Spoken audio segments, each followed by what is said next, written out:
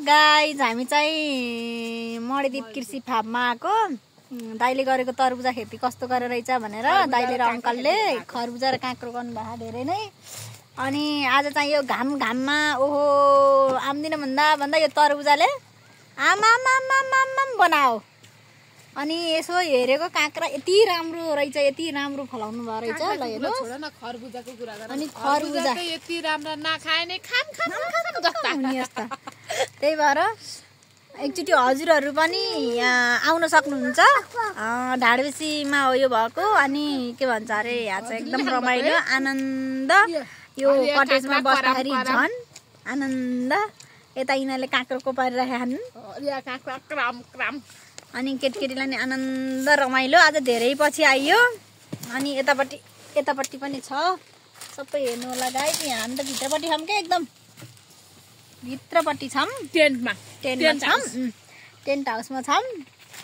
अब दाइहरू बेलुका यहीँ हो बस्ने। ब्याम्बो कटेज ल यो होल चाहिँ सबै दाइले र अङ्कलले गरिराख्नु भएको। रमाइलो छ, आनन्द हावा खाँदै बस्दै गरेको हामी यहाँ। अनि भ्यू चाहिँ हेर्नु ल, हेर्नु अगाडिपट्टि कस्तो दामी देखिन्छ। यस्तै छ गाइज। अब यो चाहिँ हाम्रो ढोका गर्नुभएको होइन। अब चिसो अब मौसम हेर्नु, यो भित्र सबै फर्महरू हामीलाई भेट्न आयो यस्तो लागिरहेछ। अब यस्तो रमाइलो छ, आनन्द लैने। यति चाक्लो छ दिदी उता छोरो दुईटा छोराहरू आनन्द धेरै आनन्द होला जस्तो क्या। ल बाबु तिमी कहाँ के हौ?